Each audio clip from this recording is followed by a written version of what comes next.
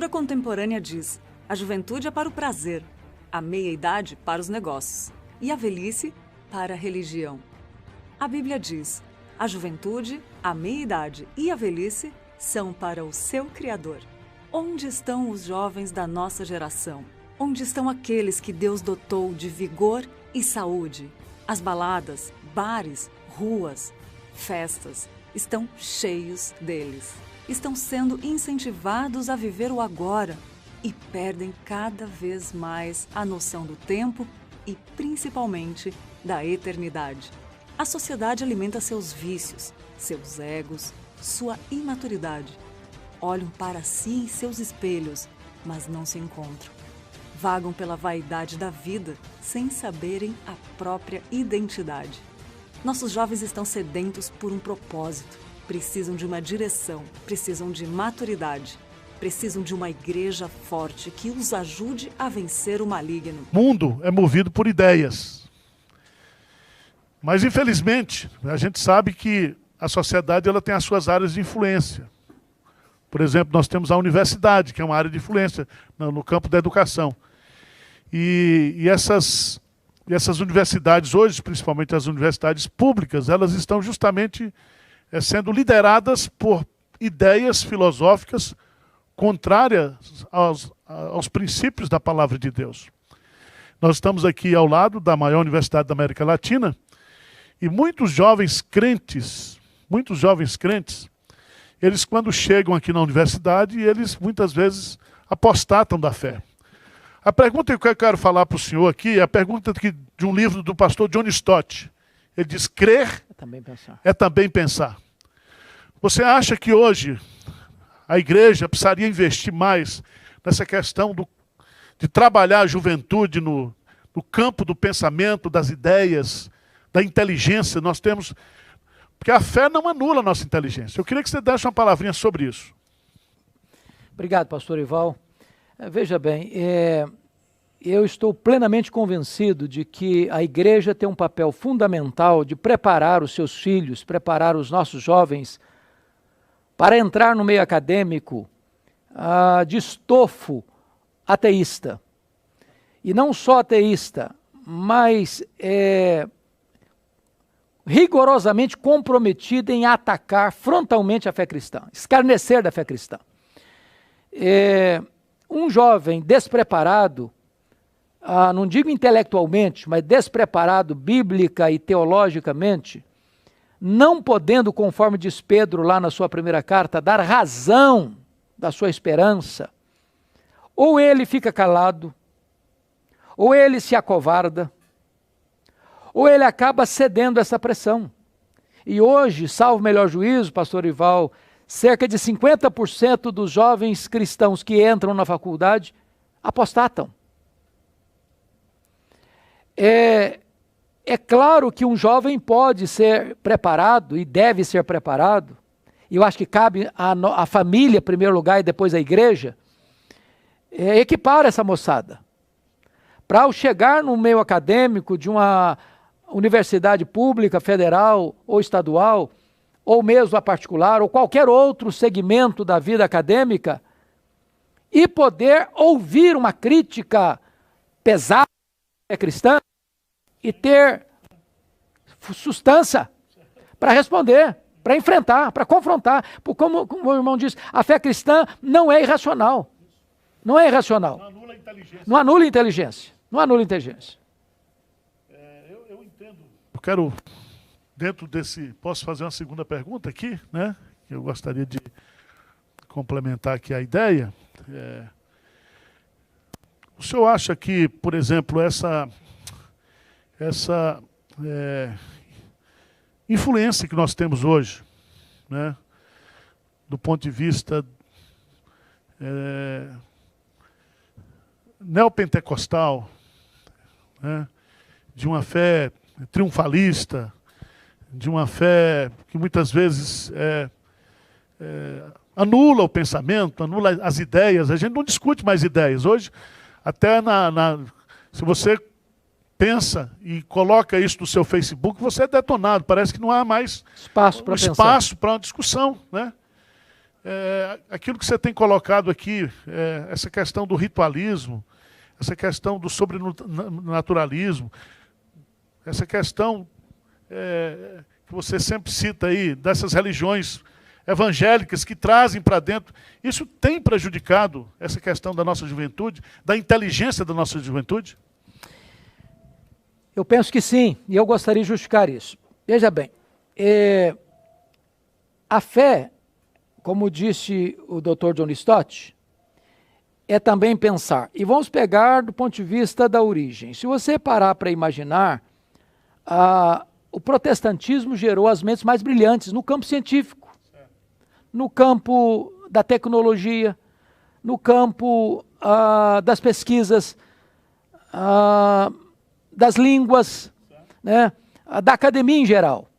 Então, é possível você ser um cristão de cepa e ser um grande intelectual, ser um grande cientista. Então, essa fé mística que parece que tira a inteligência das pessoas, eu não posso pensar, eu não posso entender de outras áreas, eu preciso ter uma fé cega, uma fé triunfalista, uma fé forânea às Escrituras. Isso aí ela é ridicularizado primeiro porque não tem base, não tem fundamento, e muitas das críticas que são feitas hoje ao cristianismo são feitas por causa desses desvarios, desses desvios, dessa falsa fé que é pregada como uma verdadeira fé e que leva as pessoas para fora das Escrituras e não para dentro das Escrituras, para um misticismo, um sincretismo religioso e não para as Escrituras. Isso quando eu estudei aqui, eu fiz o curso aqui na PUC, o curso de doutorado, né? Uhum. A gente sempre tinha algumas discussões na academia e eu sempre defendia que a verdadeira ciência procede de Deus. O verdadeiro conhecimento procede de Deus. Então, não existe conflito entre fé e razão, né? É aquilo que você falou, a razão vai até um determinado momento, depois a fé. E aí o senhor colocou muito bem aqui que um dos problemas do racionalismo que trouxe o liberalismo foi, na visão de Bultmann, tirar os milagres, que ele chama de desmitologização da Bíblia, tirar os milagres. Se você tirar os milagres, o sobrenatural da fé e da religião, não sobra nada. Então eu acho que essa questão precisa ficar clara na cabeça dos nossos jovens hoje. E é uma coisa, pastor Ival, que é muito importante, o seguinte, hoje, essa questão do evolucionismo, por exemplo, é tão forte, que no meio cristão surgiu a ideia de fazer uma espécie de concubinato, um casamento espúrio entre Jesus e Darwin. Então se criou, por exemplo, a teoria do evolucionismo teísta. Não, Deus criou, mas criou pelo processo da evolução. Então, para eu acreditar nesse negócio, eu tenho que desconstruir a Bíblia, os relatos bíblicos. Eu tenho que entender que Adão e Eva não existiram, que aquele texto é metafórico, que todo o restante da Bíblia não condiz com o que está escrito, porque tratam Adão e Eva como personagens históricos, a queda como uma realidade histórica. Então, a falta do conhecimento gera uma fé fraca. Eu gosto muito da seguinte expressão que o senhor citou de um lado, eu vou citar o outro lado. A Bíblia e a ciência, não só a fé e a razão, mas a Bíblia e a ciência não estão em contradição. Alguém já disse e eu concordo com isso. A ciência corretamente entendida e a Bíblia corretamente interpretada nunca entrarão em contradição porque tem o mesmo autor, que é Deus. Veja bem, nós entendemos que todo saber procede de Deus, como o pastor Ivaldo disse agora há pouco. Nós, devemos examinar todas as coisas e reter o que é bom. Então, todo conhecimento é bom, todo conhecimento procede de Deus. É claro que o conhecimento, às vezes, vem enviesado por essas percepções humanas distorcidas. E é por isso que uma pessoa que tem um bom conhecimento bíblico, teológico, ele tem filtro, ele tem crivo. Quando ele olha, ele não engole o espinho junto com o peixe, ele tira o espinho e joga fora e come a carne. Então, qualquer área da vida humana, você precisa fazer esse filtro. Seja filosofia, psicologia, a pedagogia, seja que área for do saber humano, do conhecimento humano. Sempre você precisa examinar, passando sempre pelo crivo das Escrituras. Mas é fundamental, todo conhecimento é fundamental. Eu tenho uma formação na área pedagógica e também um pouco na área da linguística, e quando você vai estudar a história da educação, os maiores contribuidores para a área da educação, do ponto de vista das filosofias de educação, foram os protestantes. Né? A academia começa lá. Academia. Se você for na área da linguística, né? Quando você vai estudar linguística, o conceito de propaganda na linguística hoje começa com a fé, com a propagação do evangelho. E aí você vai trabalhar os missionários que foram para os diversos campos do mundo, que trabalharam justamente nas línguas nativas, e que eles fizeram um trabalho de gramatização das línguas, da tradução dos textos bíblicos. Então, seria uma ignorância muito grande. A tradução que Lutero fez da Bíblia influenciou profundamente a gramática do alemão. Tudo. Né? Se você... Então, eu entendo o seguinte, nós precisamos, aí o que o senhor colocou muito bem aqui, entender a filosofia. Quando o senhor cita aqui essa questão do Hegel, da dialética de Hegel, ele simplesmente destruiu o conceito de certo e errado. Então, a partir de hoje, não existe mais certo nem errado. Porque o que é certo agora pode ser errado. Aí vai criando o relativismo, vai criando o subjetivismo, que a verdade ela é subjetiva, é minha verdade, e até criou-se esse conceito, eu não sou dono da verdade, porque agora cada um tem a sua verdade. Tem a sua verdade. E isso está gerando o desespero. O desespero. Porque se não existe verdade absoluta, tudo é permitido. Vamos pegar essa questão, pastor Ivaldo, do gancho da questão religiosa hoje. Você vive num mundo plural, né? Então, o que é? Qual é o tripé da pós-modernidade? É o pluralismo, é a questão da privatização e da secularização. Então, no mundo plural, você tem muitas religiões, por exemplo. Como não tem uma verdade absoluta, você tem a sua religião, eu tenho a minha. Aí eu digo para você, não, mas só Jesus salva. Bom, essa é a sua verdade. Não entre na minha, né? A minha verdade é outra. A minha verdade é outra.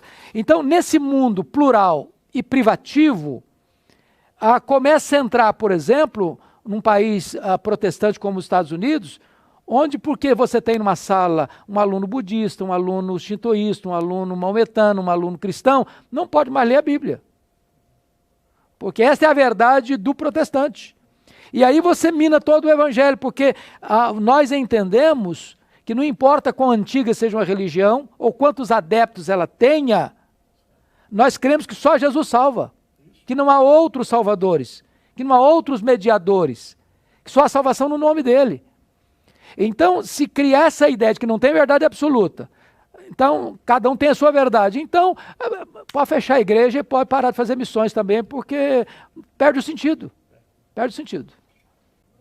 Eu acho que a gente não tem que defender nada, nós temos que viver a fé. Eu acho o seguinte, o jovem quando vai para a universidade, né, ele tem que ir como crente. Ele tem que dar o seu testemunho de crente, viver a sua fé. Né? E é muito importante isso, porque nós não temos um mandamento de Deus para defender Deus através da ciência. Nós temos um mandamento de Deus. Para quê? Para apresentar para as pessoas a razão da nossa fé. Então, não esquenta a cabeça com isso. Se você for para a universidade querer discutir com o seu professor ateu, né? Essa questão de Adão e Eva, não adianta, porque vocês vão partir de premissas completamente diferentes. Agora, eu acho que você tem que ser suficientemente inteligente para fazer a leitura daquilo que está sendo colocado. Né? Então, você não ser alvo do relativismo, você é alvo do relativismo, mas você entende que tem verdades absolutas, porque a Bíblia diz isso. Então, é você viver a sua fé. Viver. E aí eu acho que está a importância, por exemplo, do trabalho da mocidade aqui na Igreja de Pinheiros, da gente ter uma mocidade atuante, nós temos estudos bíblicos, discipulado, né, os congressos, né, para a gente cada vez mais ter uma fé amadurecida. Né? Eu estou colocando isso porque quando Daniel ele foi lá para Babilônia, né, quiseram fazer a cabeça dele, ele era um jovem. Então quiseram colocar nele toda a cultura babilônica. E ele resiste. Né? Por quê? Por causa dos seus valores de fé. Então, para mim, isso é o diferencial. Eu gostaria de acrescentar um pouco mais, filha, a pergunta que foi feita. Além desse compromisso de fé, de testemunho, de suportar uma crítica mordaz de um professor ou de um colega, até escarnecendo, zombando, vilipendiando a fé desse jovem, este jovem precisa também, penso eu, nessa esteira aí, avançar no seu conhecimento. Porque um cristão não precisa se sentir cabisbaixo, inferior, um zero à esquerda, porque está diante de um professor intelectual que está zombando da fé cristã. E aí eu queria ler o texto que o pastor Ival citou, que está em 1 de Pedro, capítulo 3, versículo 15, assim: antes santificai a Cristo, como Senhor em vosso coração, estando sempre preparados para responder a todo aquele que vos pedir razão da esperança que é em vós. Há uma diferença muito grande aqui. Olha bem a colocação. A todo aquele que pedir razão. Então não cabe, penso eu, ao jovem cristão ficar provocando discussão na escola. Ficar cutucando as pessoas para gerar discussão. Isso não. Essa pessoa aqui, alguém chega para ela e fala: por que você crê? Ele é que está sendo questionado. Por que você crê? Por que você crê desse jeito? Agora, se eu creio desse jeito, eu preciso dar razão. Eu preciso ter conhecimento. E para ter conhecimento, você estudar. Para estudar, você gastar tempo. Não pode se limitar apenas à escola dominical de 1 hora, 2 horas por semana. Então o jovem cristão precisa gostar de ler bons livros. Tem livros hoje, na língua portuguesa já, abundantemente sobre apologética cristã, sobre a razão da nossa fé. Ler um bom livro de teologia, ler um bom livro de apologética. Então, se a juventude cristã, e eu acho que a nossa juventude aqui em Pinheiros é substância, como diz Jeremias, é uma moçada que conhece, que lê, pode estar preparada e vai impactar a universidade, com certeza vai. E quando um professor ou um colega perceber que esse jovem não é massa de manobra e que ele não é cristão apenas porque ele escutou, ouviu falar, mas ele tem convicções plantadas e solidificadas, esse jovem vai ser respeitado. Ele vai ser respeitado. Essa questão de ser raso, essa superficialidade, é porque não se aprende por osmose. Hoje às vezes as pessoas têm Bíblia e compra Bíblia e mais Bíblia e fica lá na livraria, na biblioteca, lá na prateleira, e às vezes no domingo vem, quando traz, né, porque hoje também às vezes nem sempre a Bíblia pode ser papel, pode ser no smartphone, mas se não estudar, vai ser raso mesmo.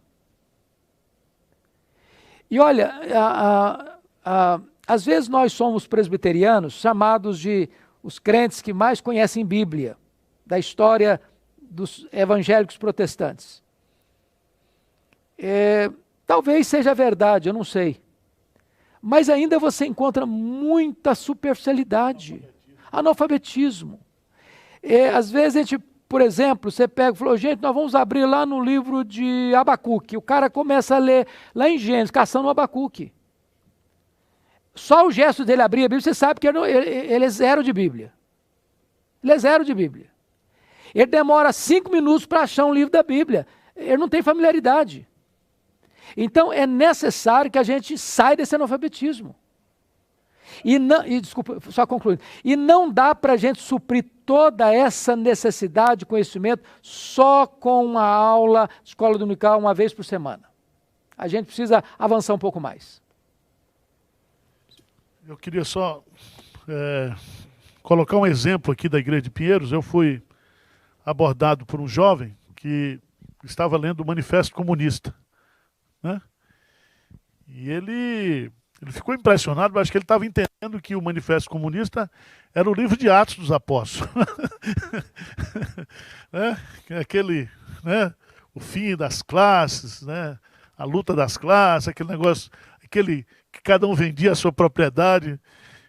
E eu falei, você precisa conhecer. Isso que o senhor colocou aqui hoje, às vezes a nossa juventude não conhece. Eu digo sempre, eu acho que a gente precisa tanto do conhecimento histórico, filosófico, mas também nós temos que desenvolver o raciocínio, pastor. Eu acho que a filosofia é muito boa, você conhecer as escolas filosóficas, isso é importante você conhecer, mas nós precisamos também aprender uma coisa que não se ensina muito hoje, porque está tudo pronto, né?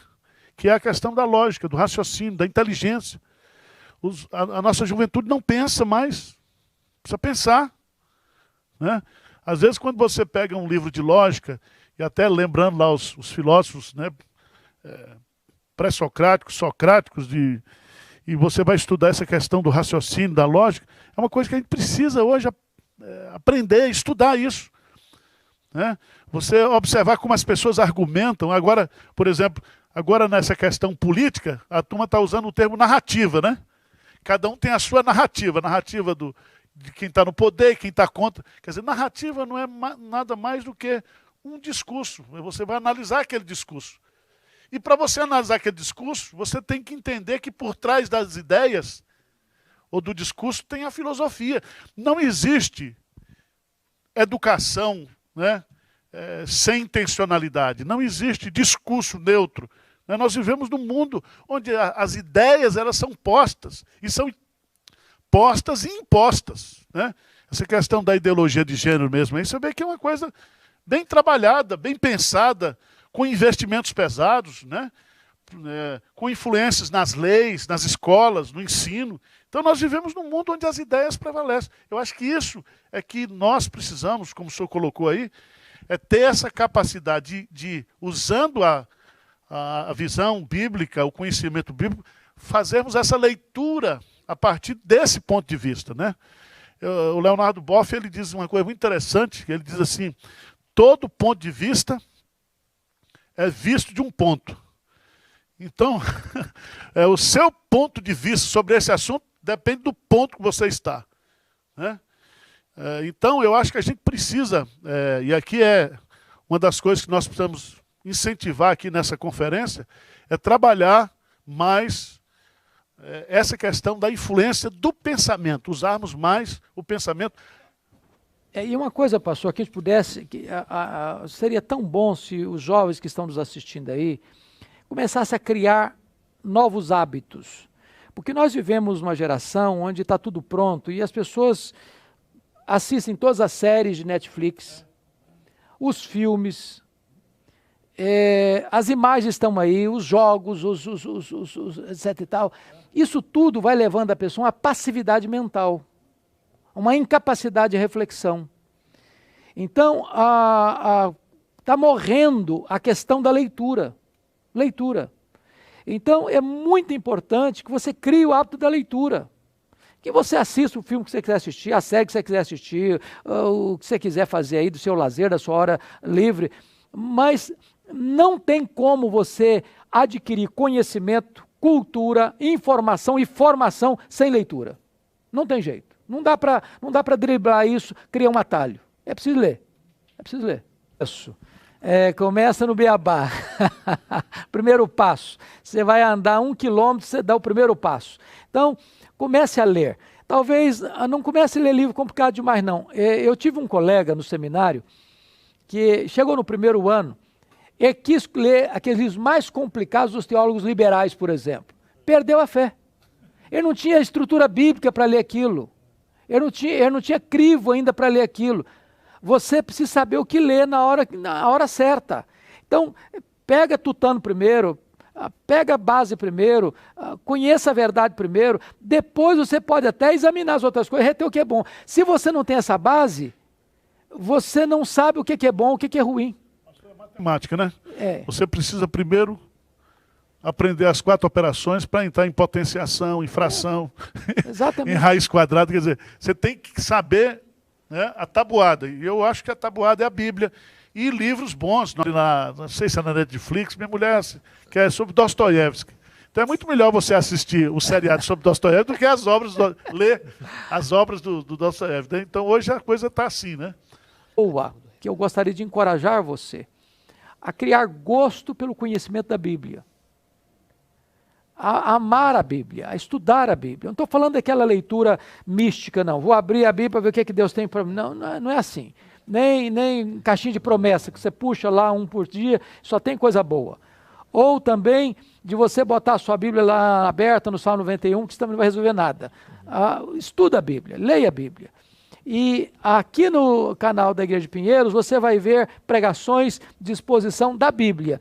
E à medida que você for assistindo esse conteúdo, você vai querendo mais e mais, porque você vai aprender a amar a palavra de Deus.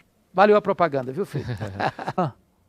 Uma criança, um adolescente, um jovem, um adulto, um homem, uma mulher, cheio da graça de Deus, que ame a Jesus e que se prepare melhor para dar testemunho, razão da sua fé em Cristo Jesus. Deus abençoe o seu coração. Muito obrigado pela sua participação conosco.